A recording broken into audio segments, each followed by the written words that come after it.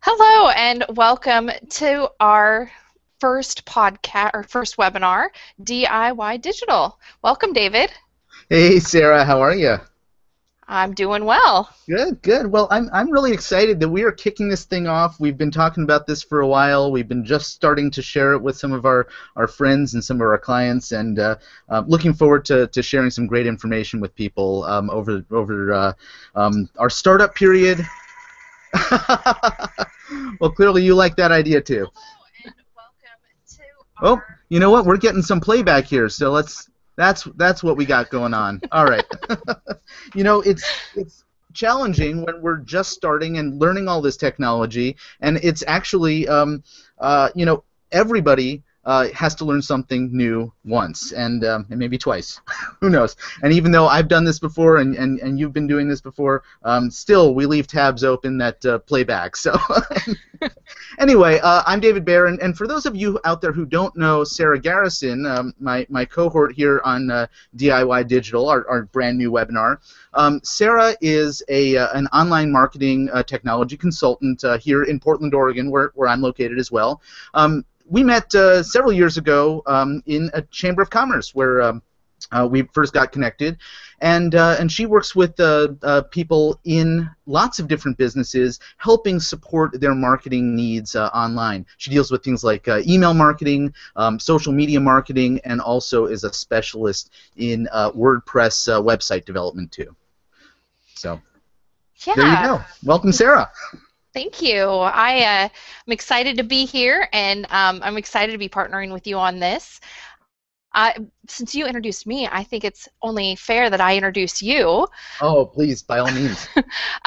So for those of you that don't know David, David is the father of a 5-year-old, and he has been working in marketing for over 2 decades. He's been in the wine and the performing arts industries. He's spent the last several years working on developing expertise in Facebook advertising and developing marketing funnels. So welcome, David. Very Well, thank you excited. so much. Yeah, I forgot. You also are a mom. So we're not just marketers. We're real people. You have a soon-to-be teen, if I remember correctly. Oh, yeah, Yep. yeah. It sure feels like it. He's 11, but I'm telling you, they start those tween years, man. Yeah. So, we are just like everybody else out there, balancing our lives, balancing our families, and balancing the work that we're doing. And one of the things that we appreciate most about being able to work online is that we can have that balance in our life, that we can withdraw from work, do it where we are or when we want to and wherever we may be, and then stop doing it and go do family things. And that's one of the great pleasures of being able to work in the online arena. So we're going to talk a little bit about one aspect of online marketing this week, and over the next several weeks you'll be introduced to additional aspects, and our hope is that in time you'll also start contributing some questions to us as well about the types of things you'd like to hear from us. So I think as we get going, Sarah's just going to sort of go over the framework of what you're looking at, how you can participate, and what we'd love to hear from you. So Sarah. So while David's going to be actually our presenter today, so while he's getting all set up, I'm going to kind of go over some technology things with you guys. So a few things. What you're seeing is about a 30-second delay from when we're actually talking. So if you post a comment, keep in mind we will see it. It may be a little bit slower than you expect, but we will get to your comments. If you do have a comment, know that in the box at the bottom, right underneath down there is a place where it says auto refresh comments. It's kind of in the corner over here, or maybe over there. I'm not sure. These kind of flip around, technology, you know. So what you want to do is, if you have a comment, uncheck that box that says auto refresh comments, type your comment in, post it, and then you can check that box again. Because of the way it refreshes, if you're in the middle of typing and it refreshes, you've lost what you've typed. So just make sure that you unclick that. So I think that's all of the technical stuff. Do you have anything else to add, David? Yeah, the only thing that I would add is that if the slides that you're seeing are not clear enough, you can change the resolution. We're broadcasting through YouTube, and so if you just click on that gear down at the bottom, you can change the resolution to be a little bit higher quality for you. Wonderful. Well, let's go ahead and get started. I'm going to switch over here to your screen, David. So David's going to be talking about starting your social media with the end in mind. All right. Well, let me know when you can see my screen. You are up and running. Okay, very good. So as Sarah just said, what we had promised you was a chat on the subject of starting your social media marketing with the end in mind. And I'm going to go over what exactly we're going to be covering on today's agenda. First, we're going to take a look at the state of social media for marketing in general. We're going to talk about why you need to have the end in mind when you are engaging in your social media marketing, and I'll talk specifically about what keeping the end in mind means. And then I'm going to tell you why I love Facebook. Sarah told you earlier that I specialize in Facebook, and we'll get into some detail on why Facebook is so important from my perspective for certain types of businesses. It's not perfect for everybody, it's not ideal for everybody, but there are certain types of businesses that really should be utilizing the tools that Facebook offers, and we'll get into that as well. I'll be presenting 3 things that you can do now to improve your Facebook marketing, and finally, if you like what you see today and want to continue going forward, well, I have an opportunity to offer you to keep moving forward on this front. So let's dive into it. I imagine that if you are like most small business owners and entrepreneurs out there, especially those who I've spent time talking with, the world of digital marketing in general is overwhelming, it's confusing, and you just sort of throw your hands up and don't know necessarily what to do. And I want to start by saying that it is not your fault. Here's just a few reasons why we're in the position we're in with digital marketing. First of all, if you're in a business for yourself or a small local business, chances are that you are inundated with telemarketers calling you saying, we can get you on page 1 of Google, and that sounds really exciting and really appealing, and it may be something that would benefit your business, but we don't necessarily all understand why being on the first page of Google would be good, or even what it means and how it pertains to the success of our business. So there's something really appealing there, but it's also a little bit confusing in terms of how that that positioning in search engines is going to benefit your business. Next, there's a slew of these local directories, these review websites out there. Again, they may or may not pertain to your business type, but we have lots of people out there trying to sell us services to get on these websites, to be listed on them, to monitor reviews and make sure that your total web presence is really taken care of correctly. And again, these sites may or may not be appropriate to your business. And then, of course, there's all of the social media platforms out there. Now, I just have, 6 represented up here, but according to a blog called Digital Marketing Ramblings, they have cited and listed well over 800 different social media channels currently active in 2015. And the fact is that we hear about some new hot channel every month or so. Sarah, I don't even know what the latest hottest thing is out there. Do you? There's, oh my goodness, there's this new Ello that's come out, and there's another one that I don't even remember the name of it. But yeah, I mean, every month I see a new one coming out. And so what happens is we hear, well, you have to be there because it's the new hot thing, and if you're not there, well, you're missing the action. And that may or may not be true. It really depends on a number of factors. So I'm going to just run through some stats for you now. First one, And we're going to look at a bunch of numbers, but I think you're going to see some patterns and understand, really the position of social media from some of these things I'm going to show you. 81% of small to medium-sized businesses are using social media. That's great. 94% of them are using social media for marketing purposes, and that is really terrific. This is data that I got from LinkedIn. 53% of small and medium-sized businesses use social media as an engagement tool to provide two-way conversations with their customers. Now that is a really fantastic way to use social media. We're going to talk about some other ways that you can be using social media for your business as well. But the fact that over half of small and medium-sized businesses are engaging back and forth with their customers on social media, that's terrific. And if you're not doing that, finding a way to do that in your business may make sense.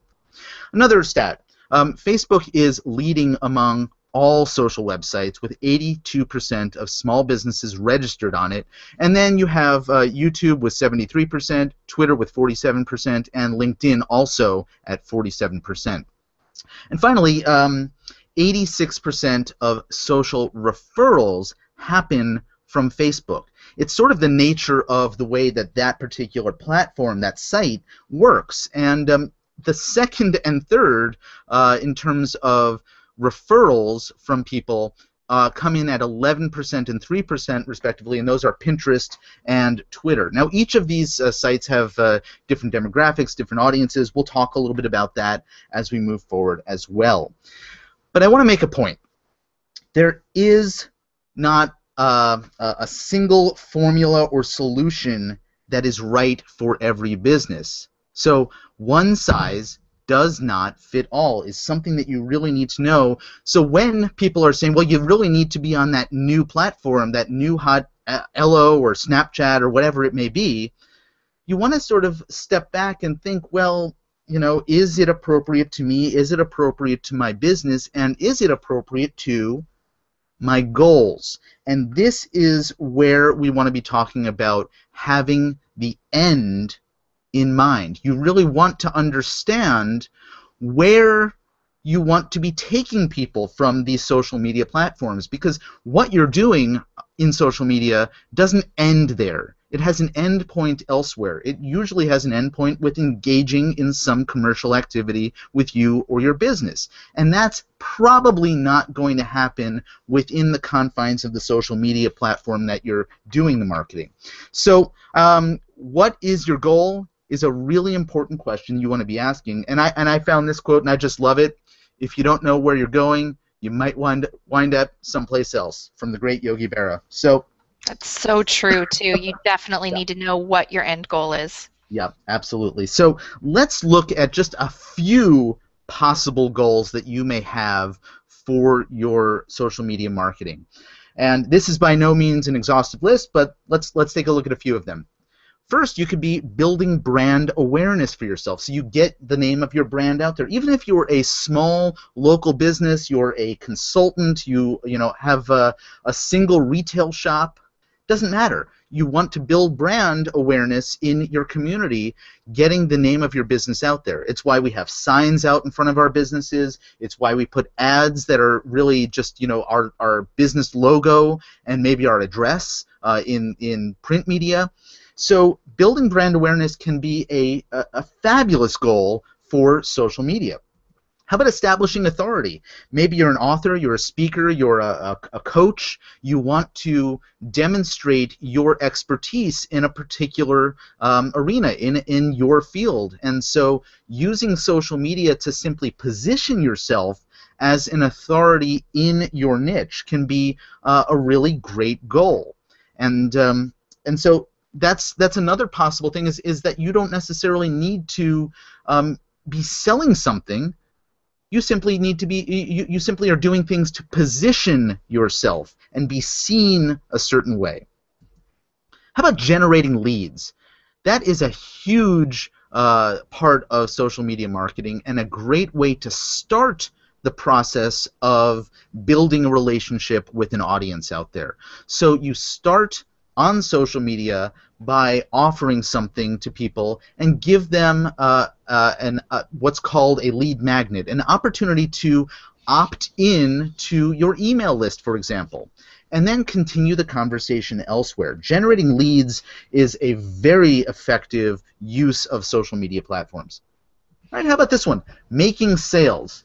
Now you notice there's an asterisk there. There's a caveat for making sales with social media, and the point is that social media, with the emphasis on the word social, is really not the best platform for direct response marketing. So putting something out there that says, "Hello, buy this," is not really going to be the most engaging way to start off a relationship with a prospect out there who's encountering you for the first time.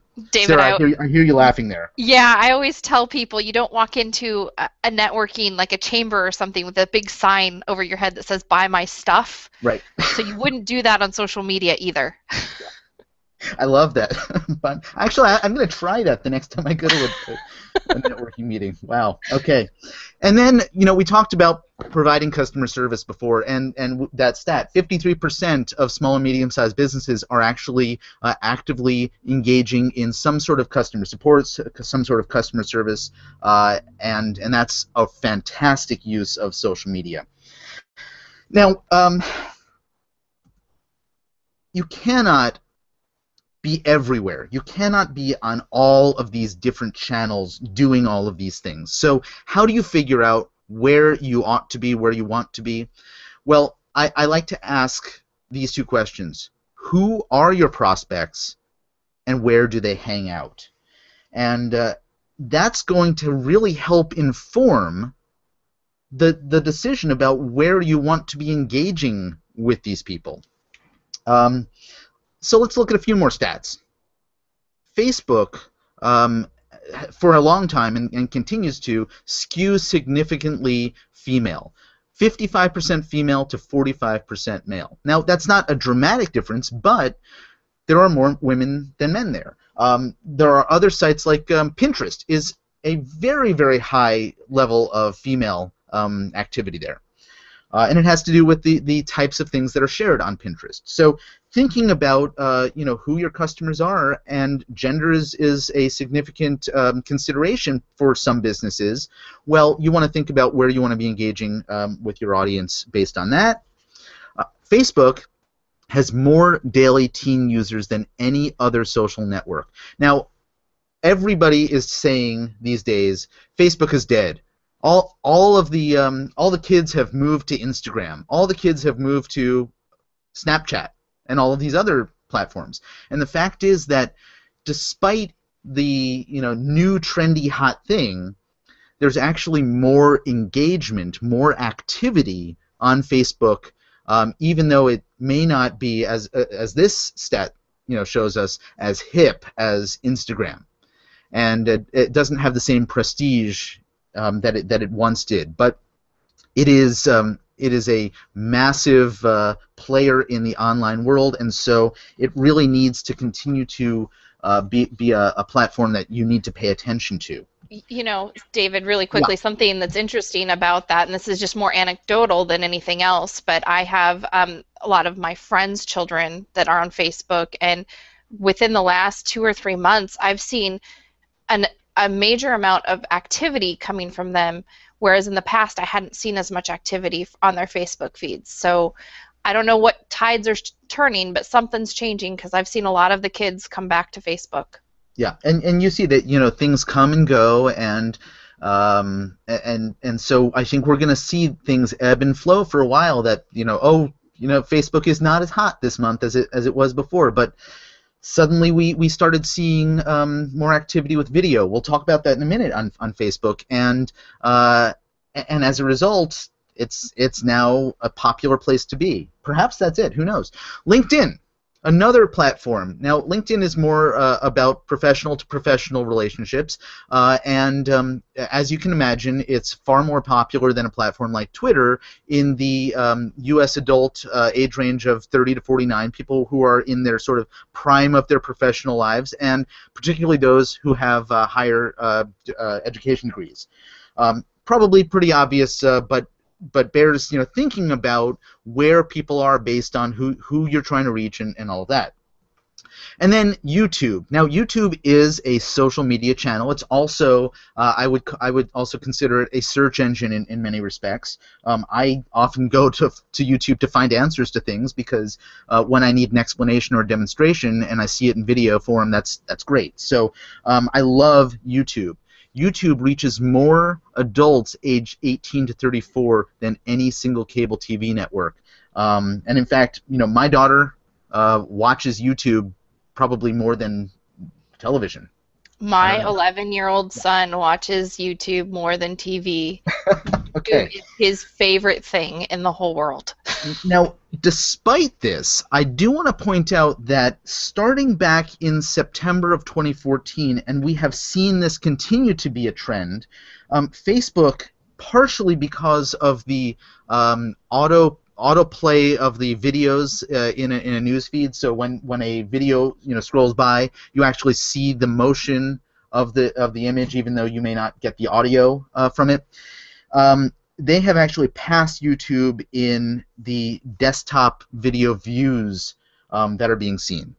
And so and this is consistently since September of 2014, we're seeing more desktop views of videos on Facebook than we are on YouTube, which is an amazing stat considering how many views there are on YouTube every single day. So it's with that I want to show you why I love Facebook. I really believe that it is the best place to start, and I want to emphasize start, for consumer marketing, because if you are in the arena of selling to or marketing to consumers, Facebook is going to give you more tools than perhaps anything else out there. And so I want to share 3 things that you can actually start doing right now, put into action right now for your Facebook marketing of your business that is going to help really improve your efforts on that platform. And let's start with page posts. Now, page posts are things that we all love to share, and we all love to consume things that other people out there are sharing. But when you're doing it as an individual, it's very different from when you're doing it as a business. You have an agenda as a business that you don't necessarily have as an individual. And I'm shocked at how few businesses think this way.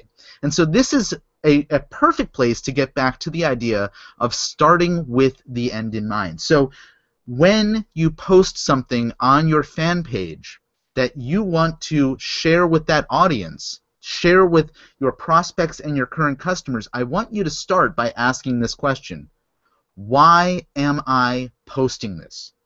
And if you don't have a good answer, I think you shouldn't post it. Does that make sense, Sarah? It does definitely Yeah. make sense. So you may have been muted there. Sorry about Yeah, that. I was. I apologize. I don't want to cough and like interrupt you or anything, Sure. you know. No trouble. So I'm going to give you a few examples of some page posts. Here's a page post from a senior care company in Atlanta, Georgia, is what it looks like. And they have shared a news story from their local Fox affiliate, and the headline is: "Teen scares mother by demanding she stop car on snowy street. What happened next brought her to tears." Well, this is kind of cool, kind of intriguing.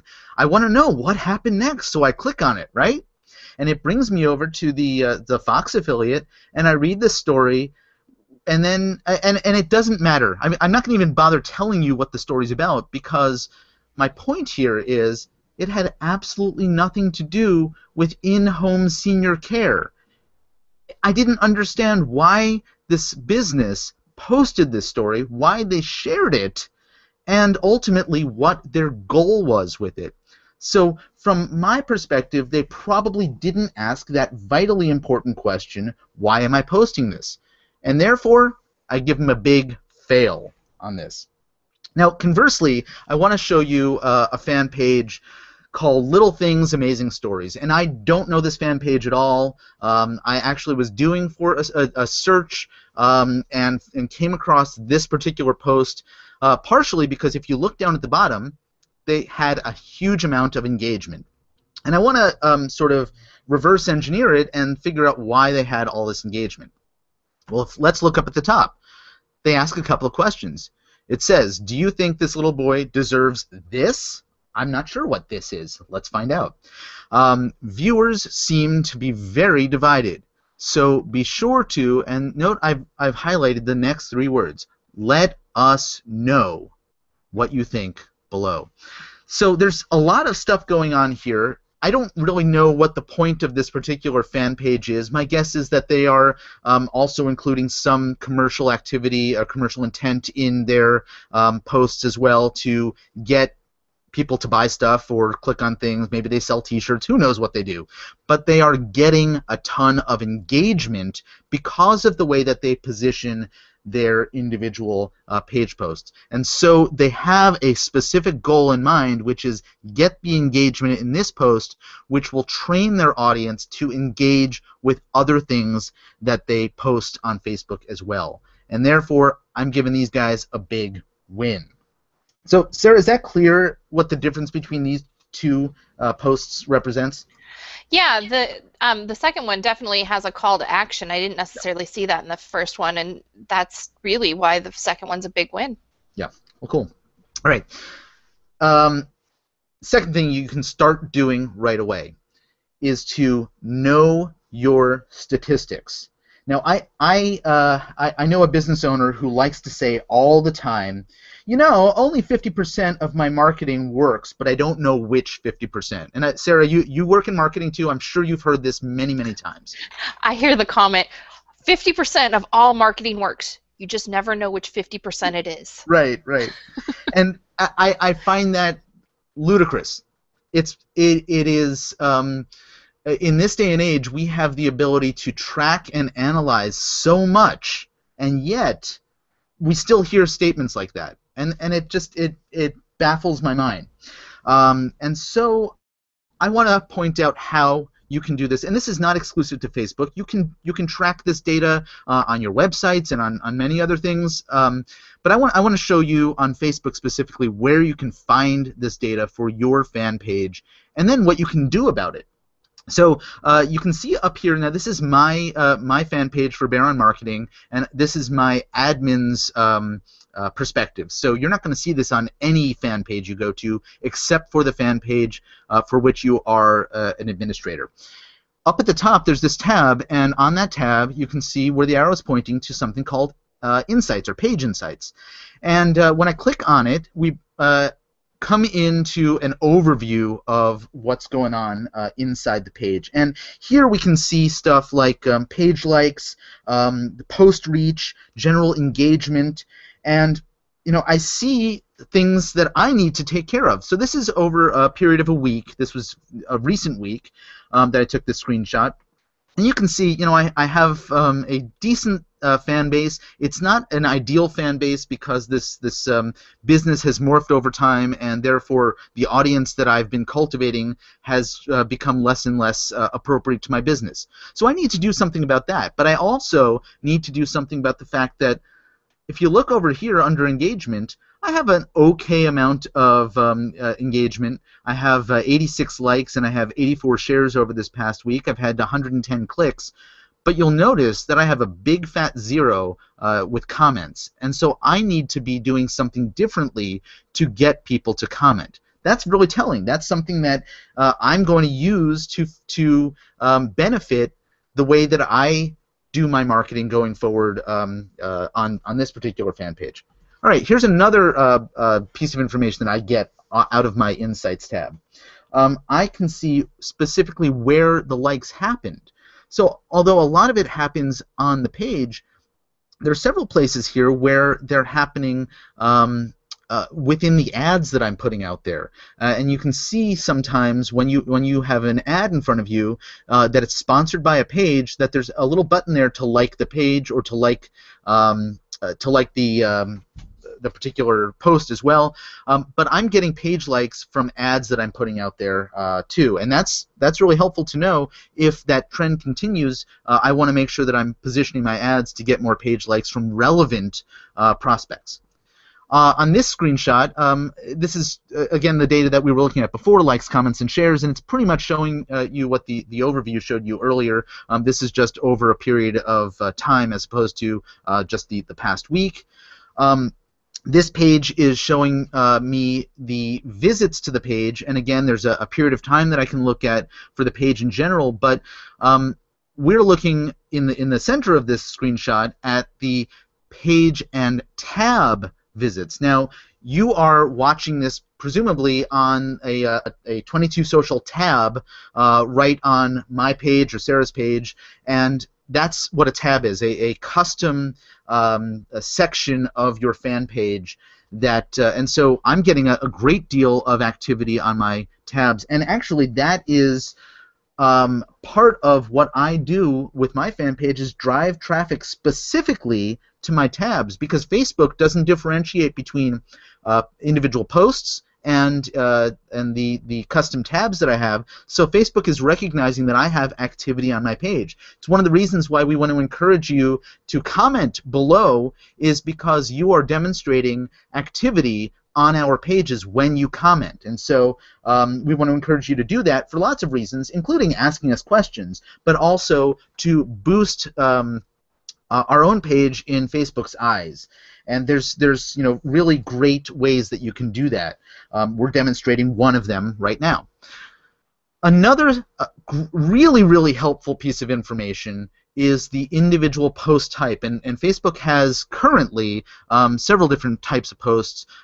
You see here that I'm getting the highest amount of activity and clicks from videos, then followed by links, photos, notes, which most people don't even know what that is, and maybe I will spend time in a future training talking about the power of notes on Facebook, and then status updates is all the way down at the bottom. So this is golden in terms of the kind of information that I can take from this and move forward. Let's keep going, because we're running short on time here, and I want to make sure that we don't keep people too long.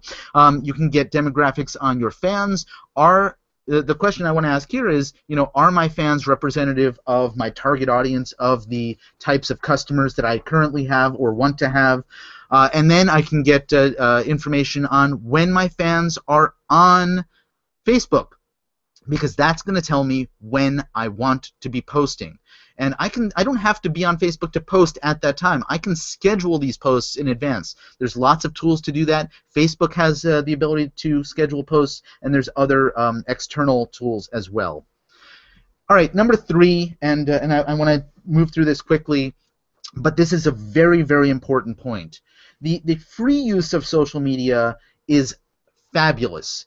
There's, you sign up for these accounts, you don't have to pay for them, and then you can just put stuff out there. But it takes time, and you have a lot less control over how it's getting distributed, who is seeing it, and the rate that it's getting absorbed. And that's why I'm a huge proponent of paid media. Facebook is a very powerful platform for paid media, because you have the ability to target so specifically and put the message that you want to in front of the people you want to see it in a very, and that sounds kind of simple, but in a very significant way. And let me just show you quickly something that Facebook created in the spring of 2014, a section of their ads management tool called Audience Insights, where I have the ability as an advertiser not only to dive into the demographics, psychographic stuff that we all expect we'll be able to see when we want to put an audience together, but I then can look at things like demonstrated purchasing behavior. I can see things like, if they just bought a home, or if they're likely to buy a home, when their insurance is up for renewal. I can do things like see if they like watching cooking shows or horror films. I can look at things like if they are expected to be traveling to Thailand in the next month. There's a lot of interesting data here, and it's not all Facebook. Facebook shares data from partners, from data partners that they have contracts with too, and so they are extracting this data, putting together the ideal audience, and I can actually go into the Audience Insights platform inside of Facebook advertising platform and sculpt that audience, and then I can see how likely that audience is to actually click on ads. This is really, really powerful stuff. So let me show you a few ads and how they can be positioned. Here's two ads that if you encountered them on your Facebook newsfeed, you would look at them and you go, well, that's a blatant ad. It's very obvious they're advertising to me. And really, if the ad resonates for your particular needs, then you might click on it, but you might, encounter it at a time of day where you're scrolling through Facebook looking at videos of kittens and funny things that your friends put up there, and coming across one of these ads is going to be a disruption in your day. And there's a psychology in advertising on Facebook and social media in general. I'll remind you that it is social, and so finding ways to effectively connect with that audience, and then while they're in their pattern of being social, and then extract them from that situation and bring them into your world as a marketer, as a business, can be a little tricky. And these guys don't necessarily do it in the ideal way. The one on the left is, basically saying, come buy this. The one on the right is a little bit better because it's offering something for free and starting the process of engaging the prospect in the process of what will be follow-up marketing, probably through email. Conversely, I want to show you these two ads, which are one is a website that I didn't click through, so I'm not exactly sure what they do. But both of these ads really look a lot more like the stuff that your friends might post on Facebook. And as a result, they're more effective at catching the eye and then getting somebody to read it, rather than simply scrolling by and disregarding it because you think it's an ad, because it obviously is. So these two, I think, are a lot more effective at least getting people to stop and look and possibly read. So, hey, Sarah, I know we're running out of time. Do we have any time for questions? Well, we're a little bit over, but I mean, if there are any questions, maybe they can email us or leave them on our fan page. Feel free to just leave your questions in the comment stream, especially if you're watching the replay. Sarah and I will jump in there and answer your questions. It may not be immediate, but you'll get a notification through Facebook as well.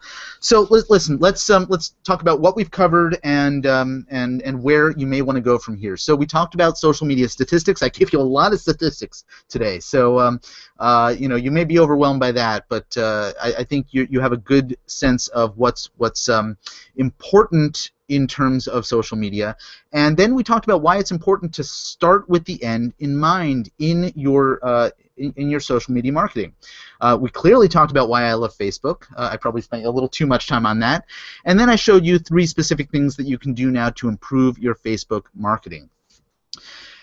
And of course, I have one more thing. I want to make sure that if this resonates with you, if you want to continue down the path of building your Facebook marketing for your business, that you have the right support out there to guide you through the process effectively and appropriately. There's a ton to know on this subject, and I want to make sure that you're not steered wrong, that you get the right information and you get a resource that you can lean on as you're starting this process. So I want to introduce to you the next success step in your Facebook marketing efforts.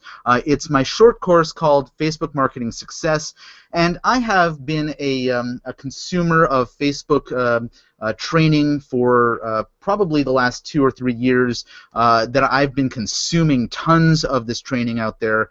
A lot of it is not germane to small business marketing. A lot of it is teaching us things like how to sell T-shirts on Facebook. If that's not of interest to you, great, because that's not what I teach. I teach you the practical stuff when it comes to marketing your business on Facebook and connecting with an audience and what to do on the other side. So here is my offer, Facebook Marketing Success. It's a course. You can grab it right under this video. There's a link. What you'll find in the course, how to develop your goals, building the right audience with ads, getting the right people to be seeing your stuff, how to structure your fan page properly, details on ad reporting, custom fan page apps like the 22 Social app that you're looking at right now, original and curated content and what the difference is and how you can be really effective and efficient in curating content that others have created. How to use syndication techniques, understanding the other channels, the other major channels, I'm not going to cover all 800 plus, of social media, how you can leverage what we're doing right now, a Google Hangout, and then I have a 52-page Facebook fan page marketing guide for you as well.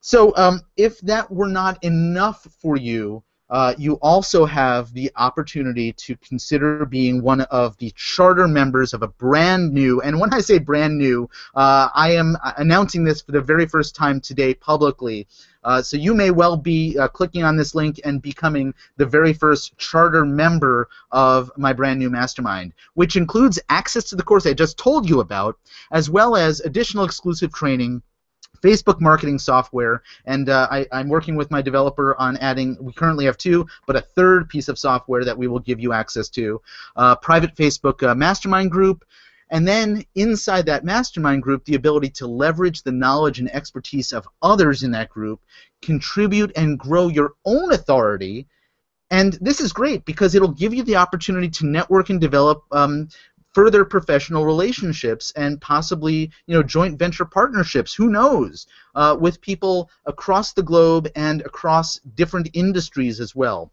And ultimately, by playing an active role in our mastermind, you will play an active role in guiding the future of the group too. So this is a monthly membership program that I'm planning to, in fact I already offer it at $17 a month, but this is a one-time $97 fee to get in and have access to this group. Do not have to pay on a monthly basis, and I hope that you'll consider becoming a charter member of our brand new mastermind. So, hey Sarah, that's all I got on this, and I want to let's get rid of the screen share here and jump back to me and you and wrap things up.